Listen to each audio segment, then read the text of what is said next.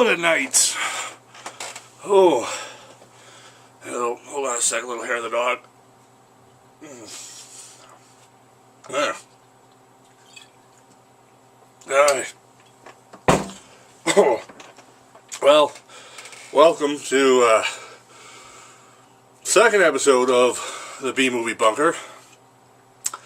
Hope everyone stayed safe in the last week. Today we're going to be looking at Survival of the Dead. Oh, George.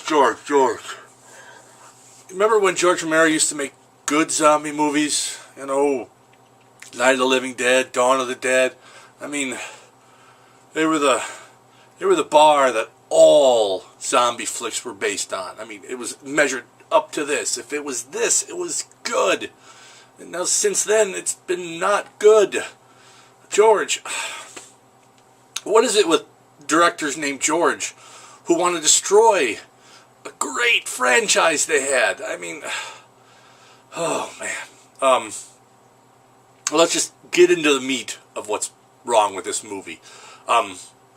Survival of the Dead. It takes place in the Emerald Isle of Ireland. Oh, it doesn't. No, it's Delaware? Delaware? Why the fuck is everyone Irish? It doesn't make it... Oh, alright. So you have Sarge Nicotine Crockett. Good name. Who you may remember if you've seen Diary of the Dead. Don't. It's worse than this one, primarily because it has more hipster whining. But he and his band of, for lack of a better term, AWOL soldiers head off to Plum Island off the coast of Delaware, where you have two rival families. You have the patriarch of one, Patrick O'Flynn, who understands that the zombies, you know, as much as you may have loved these people in life, they're dead. You have to kill them. It's the only right thing to do. Then there's Seamus Muldoon. Seamus thinks that zombies can be cured, even when they've got like big holes in their chest where their heart should be. He also wants to wean them off of eating people and eating things like horses. I don't know. It's just one of the big things with this movie is that for it to be a zombie movie, there has to be zombies. There's hardly any zombies in this. I mean, you've got a couple here, a couple there. What George Romero-esque type zombies. They're the shuffling, that it's, oh, I can just kind of quickly walk away from you and I'll be fine. That's why you need to have lots of them. You need to have like 50 of them closing in on all sides with just you stuck in an alley and you've got nothing.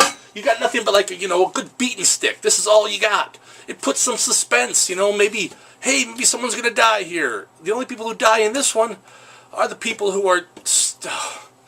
I have this thing called the stupid rule. The stupid rule is, these people are so stupid, they shouldn't have lived long enough to experience what's happening in the movie. They should have walked in front of a bus, or, off a cliff or something, because they're just beyond dumb.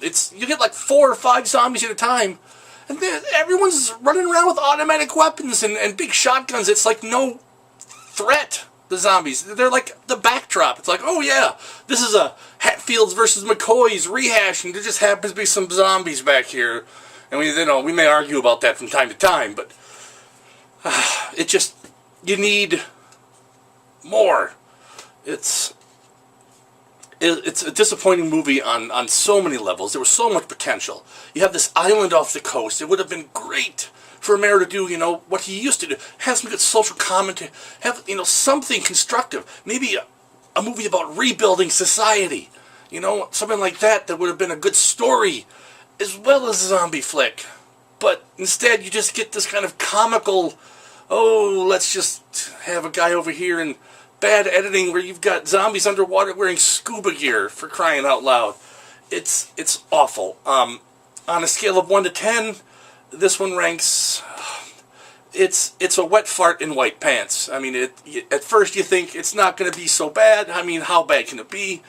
But then it really starts to stink, and you're getting uncomfortable, and by the end you realize it's going to leave a stain that will never, ever wash out. So you can skip this one too. I mean, unless you're just an absolute diehard, I have to finish everything by Romero. I need to watch every zombie movie, which you really don't.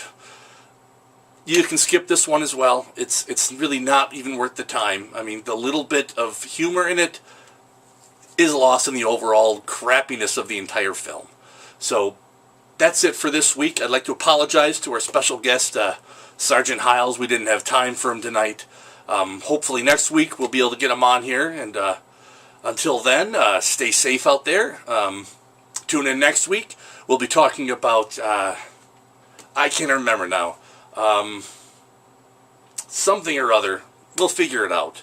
If you have maybe a suggestion, drop me a line, send up a flare or something, and we can talk about what to discuss next week. Until then, stay safe, always travel in packs, and always stay armed. Have a good night. Have a good night? What the fuck does that mean? It's a fucking wasteland. Who's gonna have a good fucking night? That's fucking